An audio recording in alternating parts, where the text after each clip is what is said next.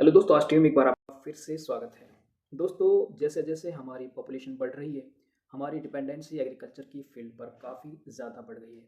और ऐसे में दोस्तों एक काफ़ी पॉपुलर सब्जेक्ट निकल के आया है जिसका नाम है सस्टेनेबल एग्रीकल्चर। सस्टेनेबल एग्रीकल्चर दोस्तों एक ऐसा आजकल एक टॉपिक है जिसके बारे में जितनी बातें हों उतना कम है, क्योंकि दोस्तों इस टॉपिक या इस पर्टिकुलर पॉइंट के बिना हम आगे कैसे बढ़ें ये बेहद मुश्किल है। यहाँ पर हम इस वीडियो में आपको बताएंगे कि सस्टेनेबल एग्रीकल्चर बेसिकली क्या होता है और क्या-क्या इसके की पॉइंट्स हैं, और इनकी मदद से आपको सस्टेनेबल एग्रीकल्चर जो आप आमतौर पर न्यूज़ में, मीडिया में सुनते हैं, उसके बारे में एक ओवरव्यू मिलेगा और आपकी काफ़ी ज़्यादा हेल्प होगी। यहाँ पर आप देख सकते हैं कि इस फ़ोटो में जो दिखा रखा है कि एक ऐसी इमेज है जहाँ पर यहाँ पर आप देख सकते हैं कि हमारी जो पृथ्वी है वो है, यानी कि हमारा जो ये पूरी की पूरी हमारी धरती वो है। यहाँ पर एक ट्रैक्टर है जो फार्मिंग कर रहा है। यहाँ पे अलग अलग तरह की मल्टी क्रॉपिंग आप देख सकते हैं। यहाँ पर आप देखेंगे तो पानी की एक नाली है जो बताती है कि हमारे जो वाटर रिसोर्सेज हैं वो कितने प्योर और वो इंटैक्ट होने चाहिए। यहाँ पर आप देख सकते हैं कि विंड एनर्जी का यूज़ किया गया है। यहाँ पर आप देख सकते हैं कि सोलर एनर्जी का यूज़ किया है। इन्वायरमेंट काफ़ी साफ सुथरा दिख रहा है और यही सस्टेनेबल एग्रीकल्चर की तरफ अग्रसर होने वाले पॉइंट्स हैं। चलिए दोस्तों, हम इसको इस टॉपिक को इस इमेज के ज़रिए समझने की कोशिश करते हैं। सबसे पहले हम बात करेंगे इसकी डेफिनेशन, यानी कि सस्टेनेबल एग्रीकल्चर बेसिकली होती क्या है। तो दोस्तों एक ऐसी फार्मिंग प्रैक्टिस है जो हमारे करंट फूड नीड्स, जो हमारी दुनिया को आज के सिनेरियो में जो फूड चाहिए या खाना चाहिए उसकी जो हमारी नीड है उसे मीट करती है, और जो हमारे रिसोर्सेज हैं उसे हमारी फ्यूचर जनरेशन्स के लिए प्रिजर्व करके रखती है। यह है दोस्तों सस्टेनेबल एग्रीकल्चर। इसे हम यूँ समझ सकते हैं कि जैसे अगर आज की डेट में जो हमारे पास रिसोर्सेज हैं, हम इनको एज ए गिफ्ट अपनी आने वाली जनरेशन्स को कैसे हैंड ओवर करते हैं या पास ओवर करते हैं, वो है सस्टेनेबल एग्रीकल्चर।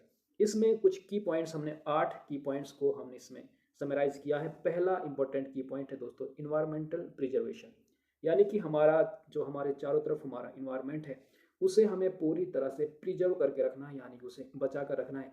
उसमें हमारी सॉइल आ जाती है, हमारा वाटर आ जाता है और हमारी सारी की सारी बायोडाइवर्सिटी आ जाती है। दूसरा इंपॉर्टेंट पॉइंट है एफिशिएंट रिसोर्स यूज़। दोस्तों आज पॉपुलेशन चाहे जिस लेवल पे भी पहुंच चुकी है, ये नेचर अपने आप को बैलेंस करेगी, और आज हमें जो रिसोर्सेज मिले हैं, हमारे पूर्वजों को इनसे कम रिसोर्सेज मिले थे। हम आगे चल के हमारे रिसोर्सेज हो सकता है बहुत ज़्यादा कम हो जाए। पानी की आप देख रहे हैं कि किस तरह से कमी होती जा रही है। तो हमें इन रिसोर्सेज का ऐसे बैलेंस यूज करना है या फिर न्यू एफिशिएंट वे में यूज करना है उन नेचुरल रिसोर्सेज का, जैसे कि हमारा पानी है, हमारी एनर्जी है, ताकि हम कम से कम वेस्ट यहाँ पर प्रोड्यूस करें और हमारी आने वाली जनरेशन्स को ये एज ए गिफ्ट एक ऐसा तोहफा मिले कि उनकी ज़िंदगी भी आसान हो सके। सॉइल हेल्थ इंपॉर्टेंट पॉइंट है दोस्तों। अगर हमारी सॉइल हेल्दी होगी, आ, इसकी गुणवत्ता अच्छी होगी, उर्वरक होगी, तो हमारी फसलें अच्छी होंगी, और प्लांट्स लाइफ पे यानी फसलों पर हमारी पूरी की पूरी जनरेशन डिपेंड करती हैं। तो हमारी सॉइल की फर्टिलिटी हमें बचा कर रखनी है। ऐसे नेचुरल मेथड्स का इस्तेमाल करना है जैसे कि क्रॉप रोटेशन या फिर ऑर्गेनिक फर्टिलाइजर्स का यूज करना है, ताकि हमारी ये सॉइल की फर्टिलिटी बरकरार रह सके। बायोडाइवर्सिटी एक अगला पॉइंट है। बायोडाइवर्सिटी दोस्तों एक ऐसा इंपॉर्टेंट पॉइंट है कि जो हमारे आसपास जो क्लाइमेटिकल चेंजेस होते हैं उसके अगेंस्ट हमें ऐसे इंसेक्ट पेस्ट हमारे चारों तरफ होंगे, जिससे उनका जो हमारे आसपास एक चारों तरफ एक एक घेरा बना हुआ है जिसमें सभी क्रॉप्स हैं, सभी प्लांट्स हैं, हर तरह के इंसेक्ट पेस्ट हैं, या यूँ कहें कि हमारा फूड छिपा हुआ है। तो वो जो लाइफ की एक फॉर्म है, अलग अलग लाइफ्स की फॉर्म है। वाटर में अलग लाइफ है, हवा में एक अलग लाइफ है, पहाड़ों में एक अलग लाइफ है, ज़मीन के अंदर एक अलग लाइफ है। उस लाइफ को हमें बचा कर रखना है, क्योंकि वो हमारे फूड चेन, फूड वेब का हिस्सा होते हैं और हम इंसानों के लिए फूड प्रोडक्शन में हेल्प करते हैं।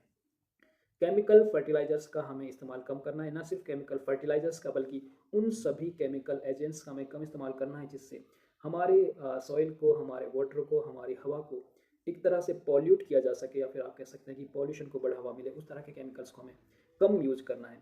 इकोनॉमिक वायबिलिटी, इसका मतलब दोस्तों ये होता है कि हम जब फार्मिंग करते हैं तो उसे हमें एक ऐसा फार्मर के हित के लिए उसे प्रॉफिटेबल बनाना है, ताकि उसे लॉन्ग टर्म के लिए या लंबे टाइम तक के लिए चलाया जा सके। ये इंश्योर करना है कि जो हमारी का किसान की इनपुट और आउटपुट के बीच में जो बैलेंस है वो इकोनॉमिकली वाइबल होना चाहिए, यानी कि किसान को उससे कम से कम फ़ायदा ना हो तो नुकसान भी नहीं होना चाहिए।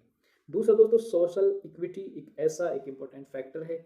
हमारे फार्मिंग सेक्टर में वर्कर्स जो होते हैं एक ऐसा तबका होता है, जैसे कि आप कह सकते हैं कि लेबर जो होते हैं, इनके साथ अन्याय बिल्कुल नहीं होना चाहिए, इनके साथ न्याय होना चाहिए, और इनकी हर ज़रूरत का ध्यान रखते हुए हमें अपनी फार्मिंग प्रैक्टिसेस को करना चाहिए ताकि इनको भी इनके हिस्से का हक मिल सके।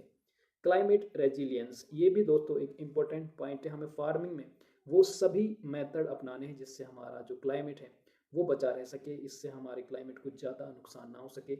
और यही वजह है दोस्तों, जैसा कि आप देख रहे हैं कि ग्लोबल वार्मिंग एक बहुत बड़ा इशू बन चुका है और जिसकी वजह से अभी हाल ही में काफ़ी ज़्यादा गर्मी पड़ी थी और अब काफ़ी ज़्यादा इसकी वजह से आप देख सकते हैं कि काफ़ी ज़्यादा बारिशें भी हुई हैं, बेमौसमी बारिश हुई हैं।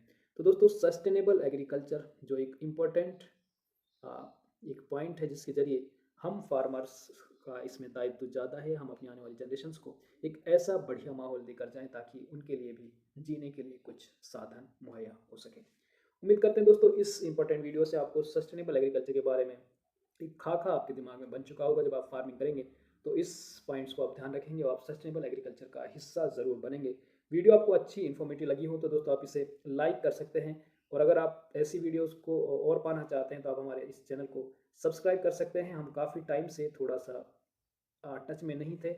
आज टीवी जो आपका एग्रीकल्चरल एक प्लेटफॉर्म है, इसको दोस्तों हम रेगुलर अपडेट करेंगे और आपको टाइमली वीडियोस की फॉर्म में कंटेंट आता रहेगा। तो मिलते हैं आपसे एक और इम्पोर्टेंट वीडियो में, तब तक आप अपना और अपनी फैमिली का ख्याल रखिए। धन्यवाद।